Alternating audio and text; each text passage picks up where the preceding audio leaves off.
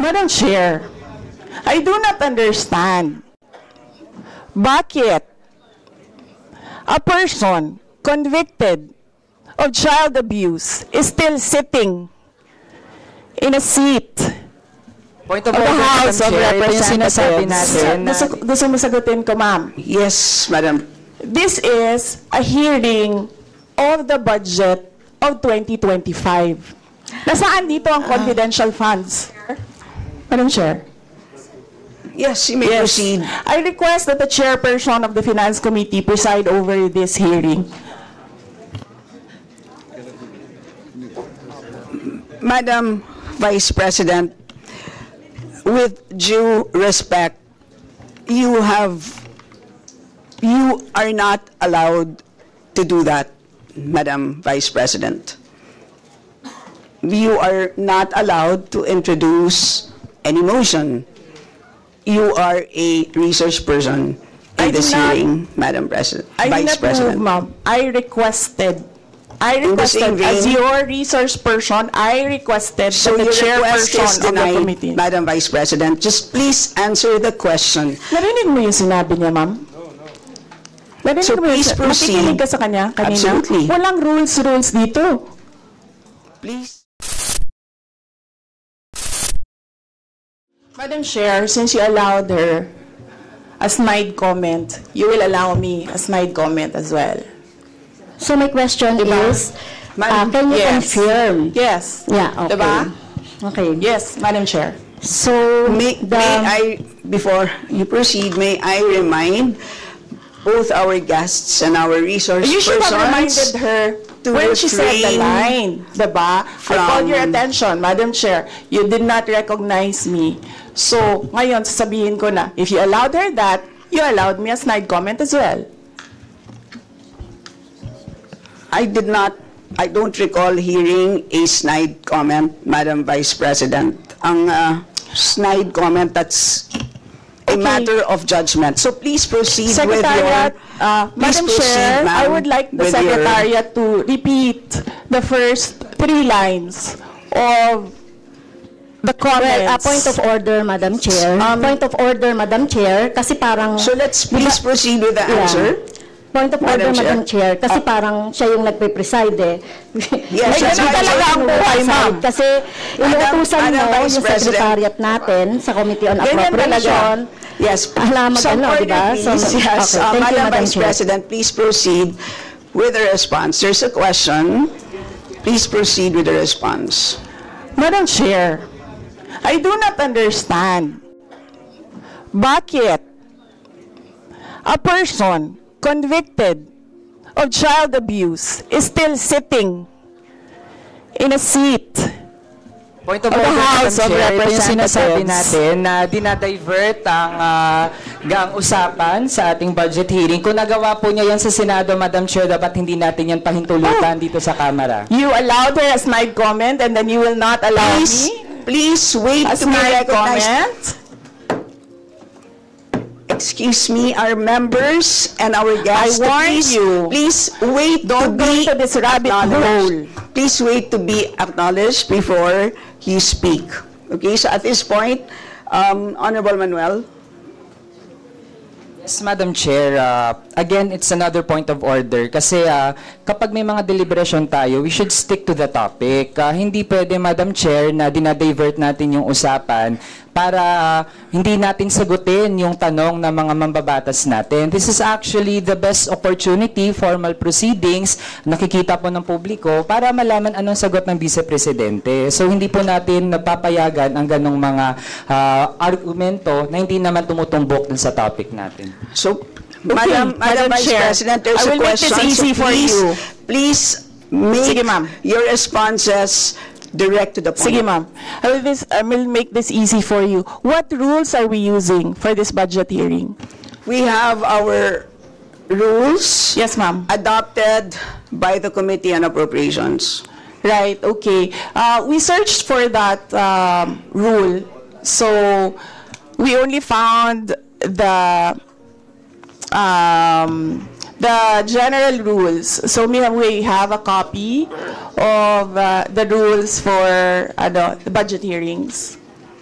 Well, as far as I'm concerned, mas importante ang rules para sa amin. Kayo po, ang kailangan nyo lang marinig is yung acknowledgement for you to begin to speak. Yun lang po ang pinaka-importante para sa guests. Sa totoo lang po. Yes, ma'am. So, ang pinaka-importante, yes, you may proceed. At saka po yung adjournment. Yun lang po. Yung termination po. Yun ang pinaka-importante lang po. For the rules, yun ang ay importante para sa members. But we may provide the copy to you. Yes, ma'am. So please proceed and answer the May we question. request a copy? Yes, yes, absolutely. But Yes. please, there is a question. And do you want us to repeat the question? And we will not penalize you all the time. I don't You can repeat the facts from the notice of disallowance. I don't need a the repeat of Honorable the Franz. question. Yes, Honorable Franz Castro, you may repeat your question on the notice of disallowance, I believe. Yeah, tama, Madam Chair. So according to COA, the notice of disallowance is amounted to 73,287,000 out of 125. At ito po, Madam Chair, yung mga breakdown ng mga disallowed na mga na mga purchases. So reward payment of 10 million, payment of rewards, various goods, 34.857 million, payment of rewards, medicines, 24.93 million, tables, chairs, desks, computer and printers, 3.5 million. So, ang question, Madam Chair, so yung letter A, B, and C, so nakita naman natin nandoon yung sa joint circular. How about yung ito, no? How about yung mga tables, chairs, desktop, computer, na umabot po ito sa 3.5 million. So, pwede bang maipaliwanag kung bakit ito pinurchase, Madam Chair? Madam Vice President. Madam Chair, I still request for the rules of the budget hearings. Okay, Vice President. gusto mo sagutin ko, ma'am. Yes, Madam. This is a hearing of the budget of 2025. Nasaan dito ang confidential funds? Yung tanong niya, Madam confidential Chair. funds. Nasaan dito? Honorable Madam Chair, Franz, you may ito proceed. yung continuing, continuing questions pa natin noong 2024, during the last budgets. Hindi na ipaliwanag itong 125 million na alam naman natin na wala ito sa budget ng 2022. So, ito, Madam Chair, sa rule naman natin, lahat dito tinatanong no? So, according to the budget, whether it is in the past, kasi nakikita natin yung utilization noong mga budget, kahit na yung past years, ay pwede nating busisiin dito, Madam Chair. Tama ba ako, Madam Chair? I will agree with you, the Honorable Franz Castro. You may proceed, Yes, Madam ma'am. Vice Yun President. yung sagot ko, ma'am. Nasaan ang topic natin dito at ang pinasubmit ninyo sa amin is the budget proposal of 2025. Where in the budget proposal of 2025 is the item confidential funds. Sa in aid of legislation nga ninyo, nakalagay nga doon sa rules ninyo, diba? The discussion should be germane to the topic. The topic is a 2025 budget proposal. Now tell me, Madam Where Vice is President, the Honorable Franz confidential Castro funds? has already provided a sufficient explanation for why she asked the question. So please proceed with your answer. Madam Chair, It's a very why are simple we discussing question. the budget of 2023 and 2024?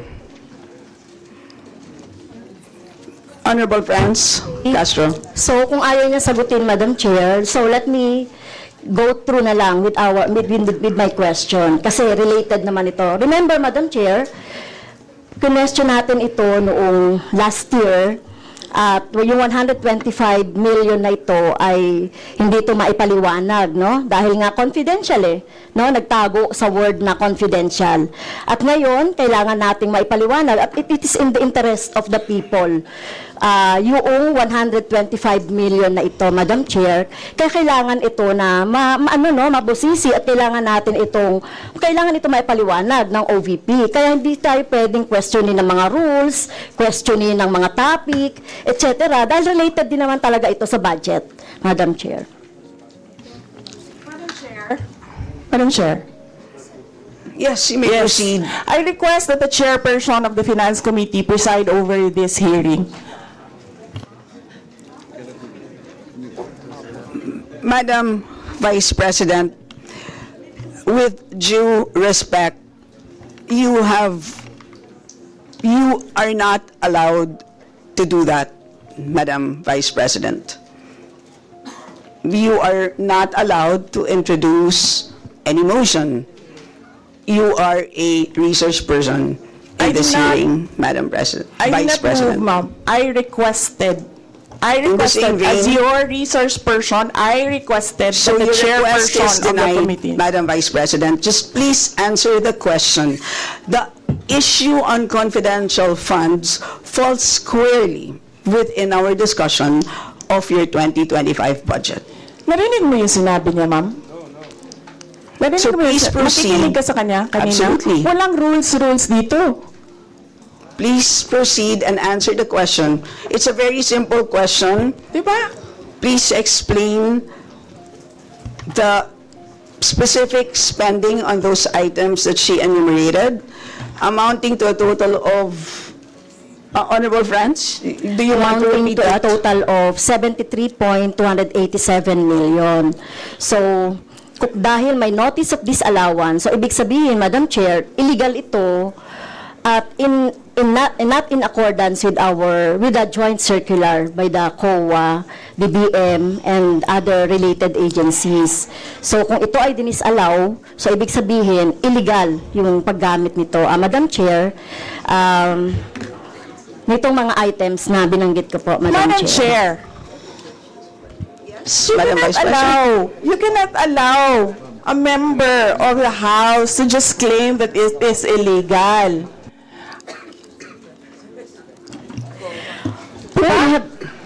That is a Madam notice Chair. of disallowance. That is a procedure inside the Commission on Audit. Hindi sa upuan niya. The Honorable Friends. Okay, thank you, Madam Chair. So, thank you for the explanation, Vice President. Okay, next.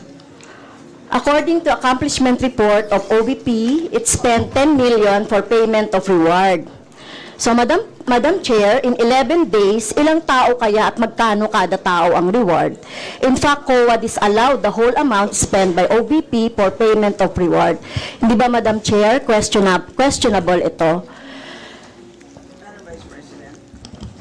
Madam Chair, the invitation letter that we received from the House of Representatives. Dear Vice President Duterte, the House Committee on Appropriations will hold briefings, hearings on the budget proposals of various departments, agencies, and corporations relative to the fiscal year 2025 National Expenditure Program as the basis of the fiscal year 2025 General Appropriations Bill.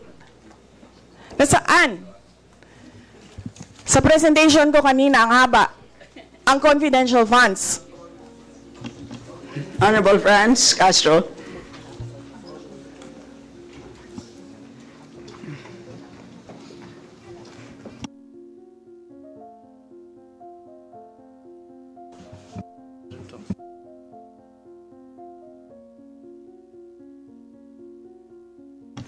Can we request our technical people to fix the mic?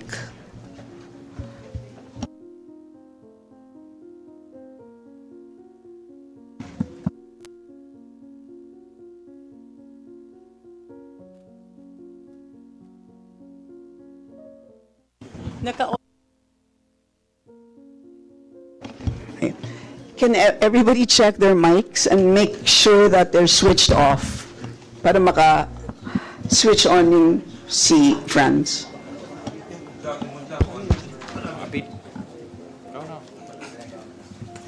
Ito, meron na ako. Meron na. Add even yata to eh.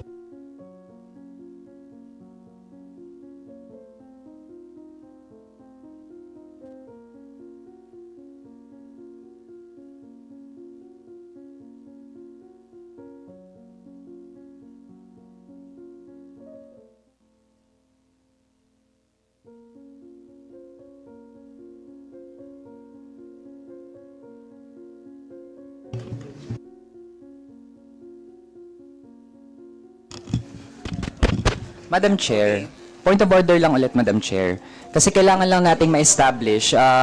I would assume hindi naman po pinanganak kahapon ng ating resource person. Practice po natin sa House. Madam Chair, that is a bago snide po- remark. Na para po tayo ay makapagtalakay ng budget na pinopropose para sa susunod na fiscal year, chine-check natin paano din gumagastos yung mga ahensya even in the current year and in the past year. Also, Madam Chair, Section 162, Rulings as Precedents, rulings on questions raised by members shall form part of the parliamentary practice of the House. At practice po natin since time immemorial na hindi lang po ang proposed budget yung tinatalakay. Kasi yung performance ay dapat bahagi din ng discussion. Yun lang, Madam Chair. Noted. Honorable friends, could you kindly check if your mic works? Okay, thank you, Madam Chair. So yun po, no, yung sinasabi natin kanina, yung payment ng reward, the resource person can answer this. Questionable, tingin ko ay questionable ito. Okay? So, next, according to the accomplishment report, isa sa pinaggamitan ng OVP ng confidential funds ay yung provision of medical and food aid. This is not allowed under the Joint Circular number 2015-01 dahil kailan pa naging confidential fund ang pagbibigay ng ayuda. Or kung ito naman ay ginamit sa mga ginamit na tao o informant in 11 days. So paano kaya ginamit itong 14 million na ito, no, para sa medical and food aid in 11 days, Madam Chair? So yun yung tanong ko. Kung hindi ito ginamit doon sa mga aids, medical aid or food aid, pero paano kaya, Madam Chair, ginamit itong 14 million na ito as a medical and food aid ng ilang tao in 11 days? So yun po yung tanong natin, Madam Chair. Madam Vice President.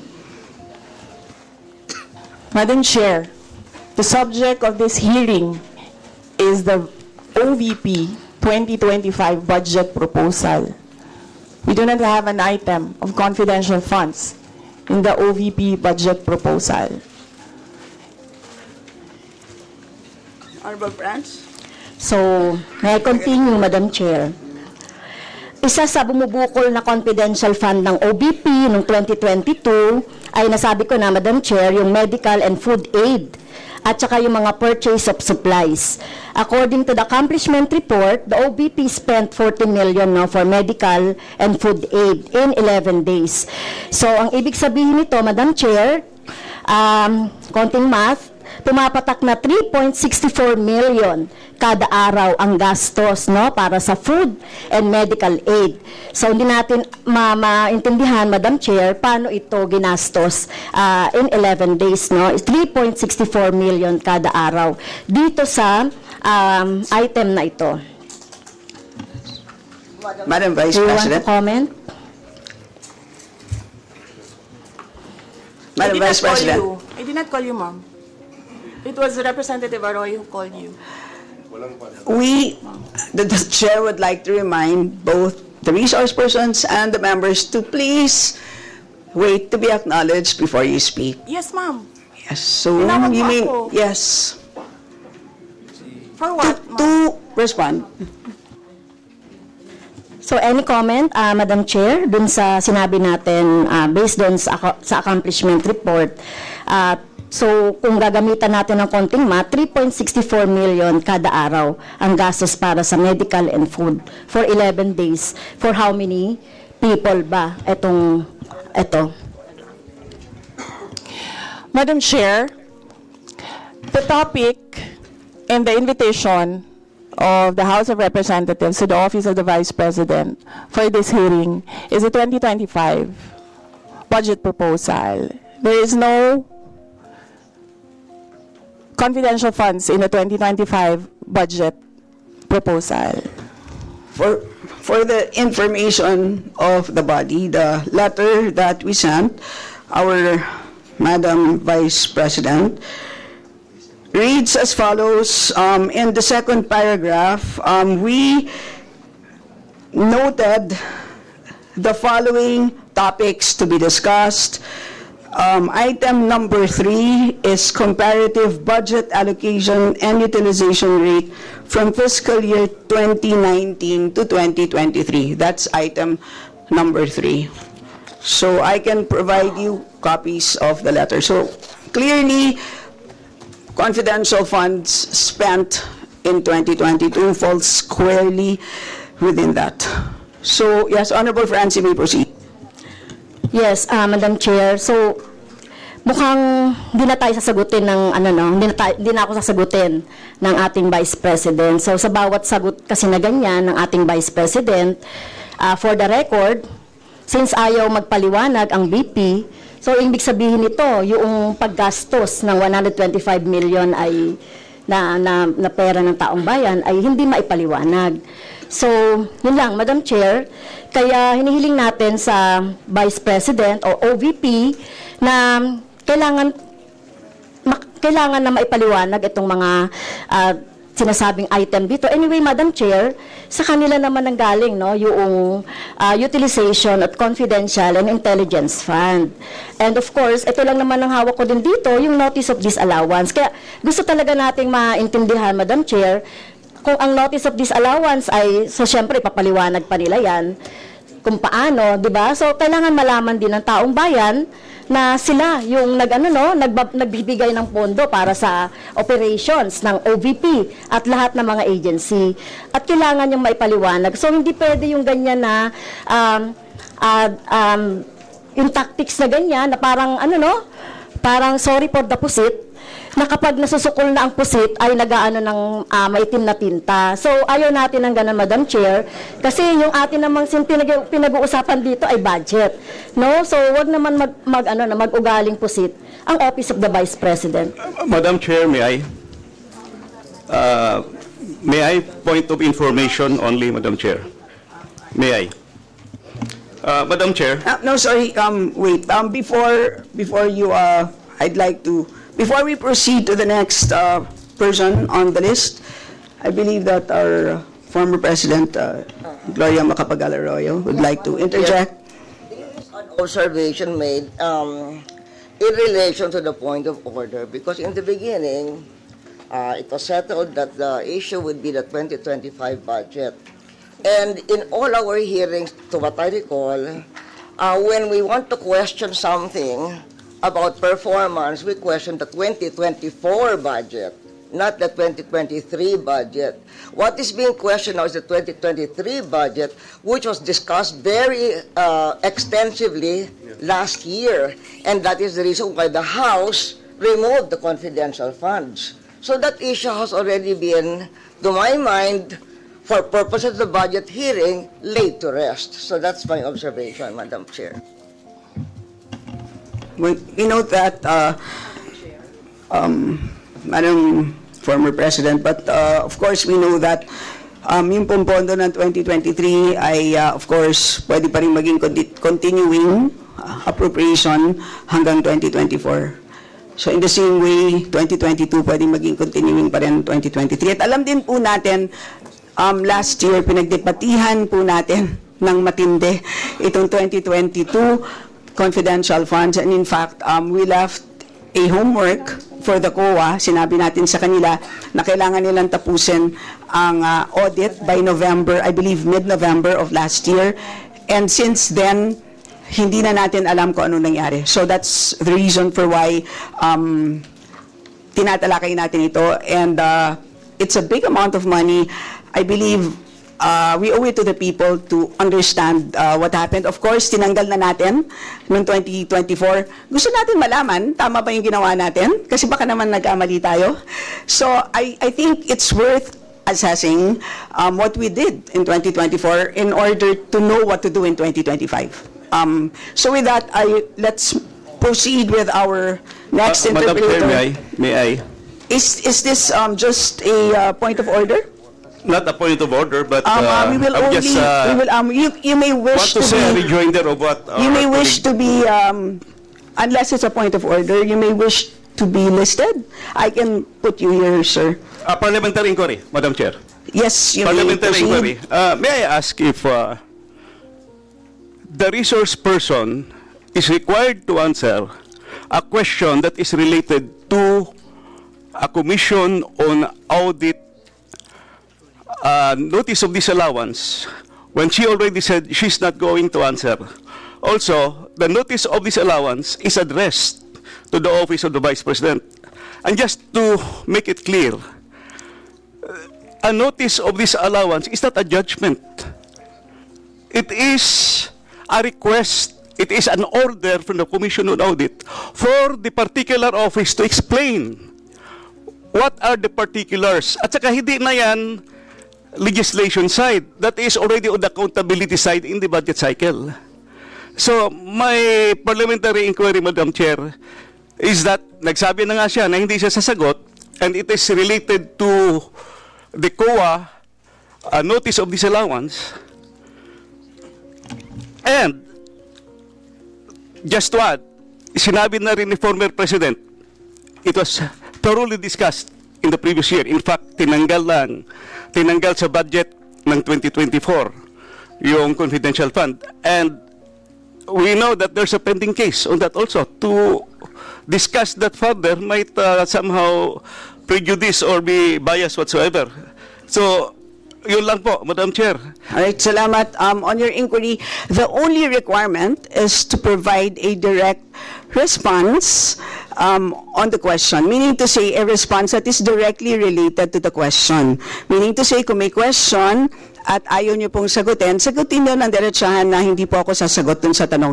Ang problema po kasi, ang response ay naging hindi related dun sa tanong. Halimbawa, may tanong, ang sagot ay paglalarawan doon sa nagtanong. So, hindi naman yon klaro na hindi yon directly related dun sa tanong. Kaya, yun po, I think it's a reasonable ask. If there's a question, you may or may not answer. You're not compelled. But you just please say, I do not wish to answer. That's it. At least we know it's a direct response. And with that, we move to the next Madam Chair. person on the list. Madam Chair. Madam Chair. Hindi na po tayo matatapos. Yan ang sinabi ko sa iyo kanina. Ayaw mo maniwala sa akin eh. Aabot talaga tayo ng bukas dito. Diba? Madam Chair. Is Yes. this an inquiry regarding... What he said. Yes, and Yes, please, I ma'am. remind also our Yes, ma'am. resource persons to please act in a respectful manner. Pasensya na po, hindi po kasama sa poder ninyo ang pagpa-fire ng presiding officer ng hearing na to. So yes, you may So proceed if po. you allow members of the House of Representatives lines like what you just said, like pusit, bakit mo ako kinu-crucify for saying a fact that somebody is convicted of child abuse sitting in the chair? Pusit, and then I cannot fire the presiding chair. So bakit? Yes, we Bakit napaka one-sided nito, ma'am? noted po. Dahil ba madami kayo dyan sa kabila at nag-iisa ako dito? We note all your comments, ma'am, and let us now proceed. Thank you, Diba? ma'am. Thank you, ma'am. Madam Chair, point of order. Yes, the Honorable Benny Abante. I just came in and I hear this. We're not talking about the budget. We're accusing each other here. I'd like to find out from the resource speaker if this is the kind of hearing that we're going to have. Sir, I am not the presiding officer of this hearing. I know, Yes, sir. but the thing is, you're asking questions, Madam Chair. The resource Diba? speaker does not have any right to ask questions. Or do you have? Where is that Madam Vice in your President. rules that Madam a Vice resource President, person this is a cannot budget hearing. request for Please, clarification? Some order, please. Some order, please. Yes, Honorable Benny Abante, you may proceed. I'm just asking a question to our resource speaker, you know, because she's asking a question and she's accusing some of the members of this committee. I just would like to find out if we are the ones that have the right to ask questions, and her right is to answer the questions of the committee. Okay, so with Yun lang that- po sa akin yung point of order, Madam Chair, Yes. I think you understand me, Salas. Madam Vice President, am I right? No, sir. I'm gonna ask No, so- the chair to ask you to clarify what are my accusations. Yeah, please wait to be recognized, ma'am. Pasensya na po. So again, I'd like to remind our resource persons that you are here, you're invited to answer 2%, and you've done that. Thank you very much. And at this point in time, you're here to respond to the questions of our members, and we request you to please respond in a direct way. So, with that, I'd like to recognize from the majority the Honorable Milagros Aquino Magsaysay. You have the floor, ma'am. Thank you, Madam Chair. Magandang hapon po sa ating lahat, sa ating committee chairperson at sa aking mga kasama sa Kongreso at ganun din po sa ating mga panauhin mula sa OVP sa pangunguna ng ating Vice President, Sara Duterte, Carpio at iba pang sangay ng gobyerno. Madam Chair, meron lang po akong dalawang maikling katanungan na nais kong mabigyan ng linaw.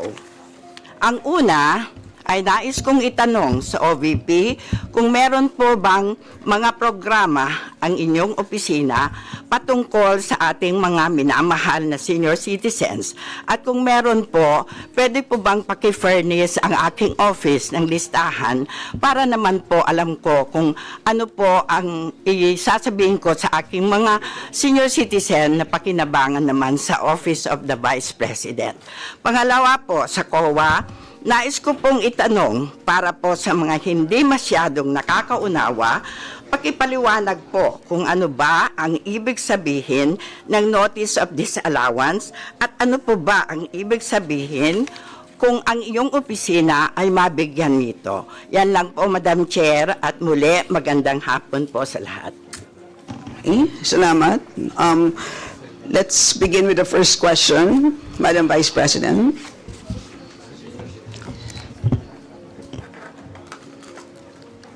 Madam Chair, we do not distinguish for the recipients of our projects.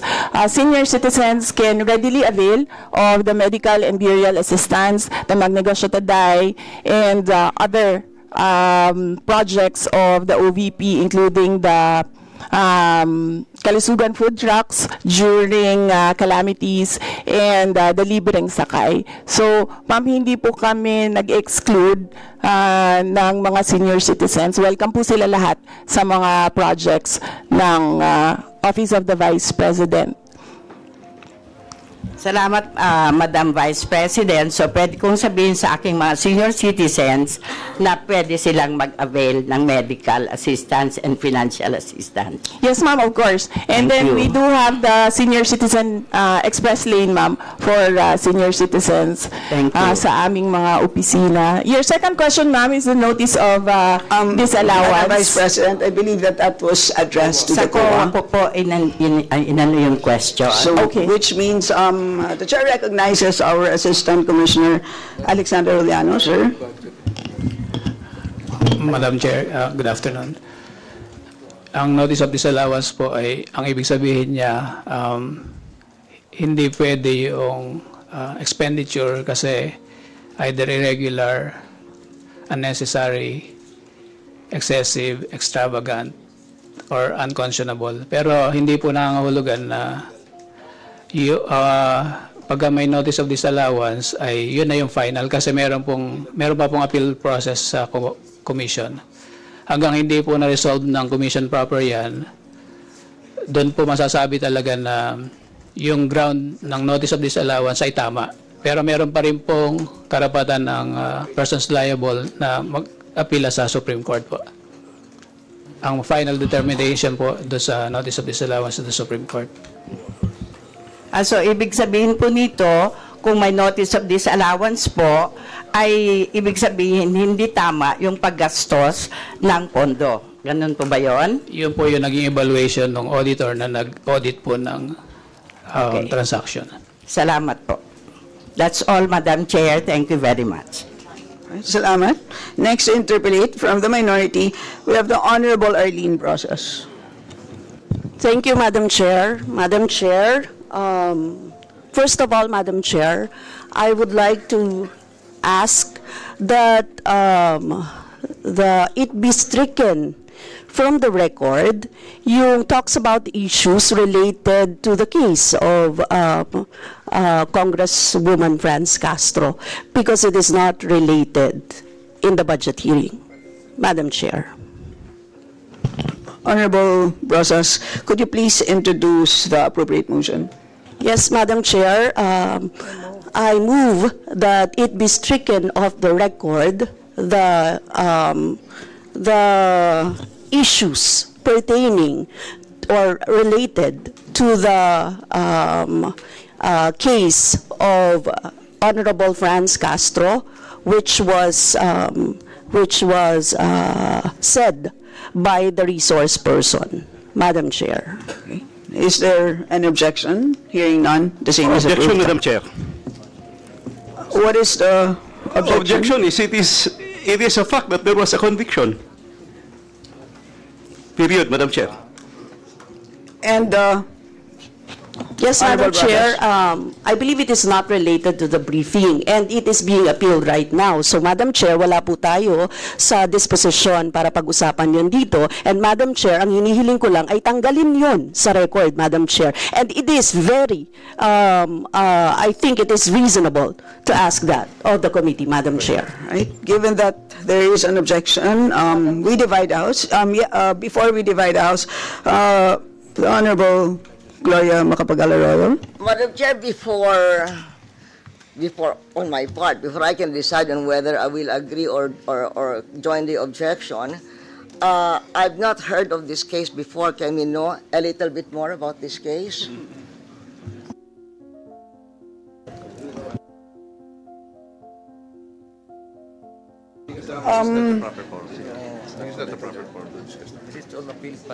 Madam Chair. Yeah.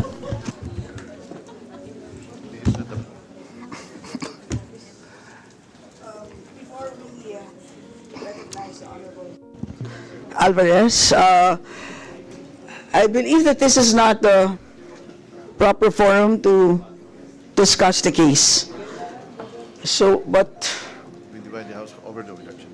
so, with all due respect, Madam Chair, Gloria Macapagal-Arroyo, yes. I just want to make before a we motion, divide- Madam Chair.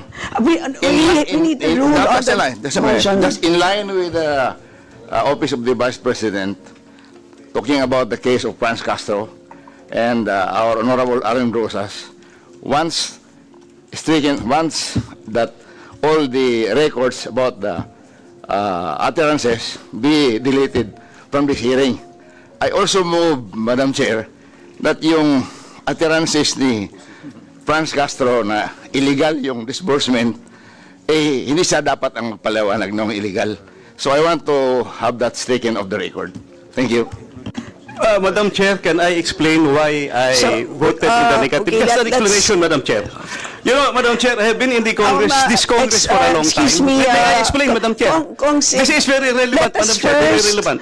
Very relevant. Just give me a few minutes. You know, I have been in this Congress for a long time. Even in the plenary, even in the committee hearing, kapag sinabi mo, be stricken off the record, nandyan pa rin yung words. Ilagyan lang ng underline, parang i-cross. Di ba? So, nababasa pa rin yun. And, kaya nga, sabi ko, i-strike mo from the record or not, nandyan pa rin yung words, hindi yun mawala. I-cross lang yan. Maraming matatagal na dito sa Kongreso. Look at the records. It says, for example, what you say, Claudio Bautista is handsome. And you want to say, you want to strike that from the record, i-cross lang yan. And it's still there. Yun, Madam Chair. Yes, thank you. That is duly noted. And as we vote, you can take note of the observation of the Honorable Sid Ungab. So, those in favor of the motion, please raise your hands. To strike out the utterances in relation to the case. Madam Chair, Madam Chair, clarificatory. Yes, Honorable Just to Bain. be clarified, there was a prior motion to strike off the records utterances in relation to the alleged case of the Honorable Franz Castro. There was another motion, I believe, to also strike off the record the... No.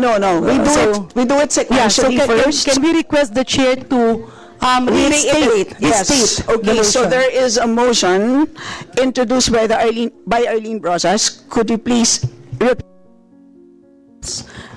Madam Chair, may I move that the issues and the words pertaining to specifically to the case of Honorable Franz Castro be stricken off the record. It was made, or the utterances were made specifically by the Vice President, Madam Chair. So those in favor of the motion, again, to delete, raise your hand. And the committee secretary, kindly take note of the votes.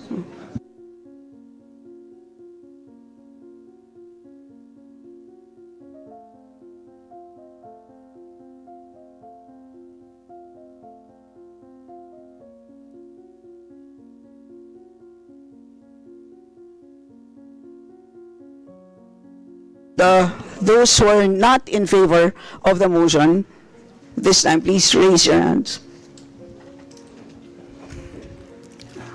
Okay, so the vote. 46. Okay, those in favor, 46. Those not in favor, 2. So the motion is carried. Sorry, those not in favor, 3. So with that, the motion is carried. Madam Chair, there was Now, a motion, yes. additional motion. And there is a second motion introduced by the Honorable Jose Alvarez. Could you kindly reiterate the motion? The other motion, Madam Chair, is to strike off the records the utterances of our Honorable Franz Castro about the illegality of the way that the ACOA reported the NDA, and as far as she is concerned, she is not the final judge on whether that notice of disallowance already final or not. Thank you. Madam Chair, may I explain? Yes, Honorable Franz So, Castro. yung sinabi ko po, Madam Chair, kanina, on the comment on the notice of the disallowance worth 73.287 million, sinabi ko po, ito po ay illegal in accordance with the joint circular. Tama naman po, no? Kasi hindi to tumutugma doon sa mga letters according to the joint circular. So, yun po yung tinutukoy ko, Madam Chair. Hindi ko naman sinasabing, wala naman po akong binanggit na final na ito, no? Sinabi lang natin na hindi ito in accordance with the joint circular, Madam Chair. Thank you po. And to Honorable Alvarez, is that the statement that you wish to be stricken off the record?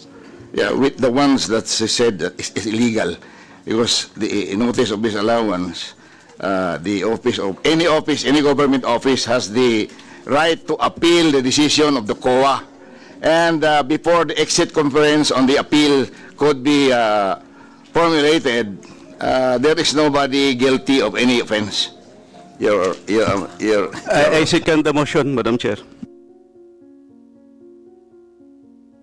Madam Chair, was it objected to, the motion of Representative Alvarez? Kasi we can only proceed with the voting if there is... Is there any objection? Is there any objection to the motion of the Honorable Alvarez? Yes, I'd like to explain my objection, Yes, Madam please, Chair. the Honorable...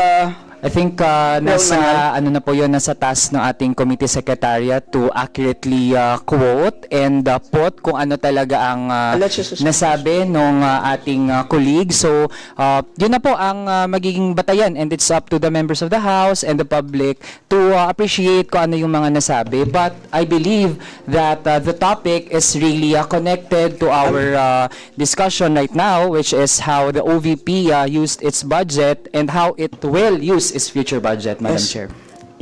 1 minute suspension while we produce a transcript so I can read the exact statement. Right, 1 minute suspension.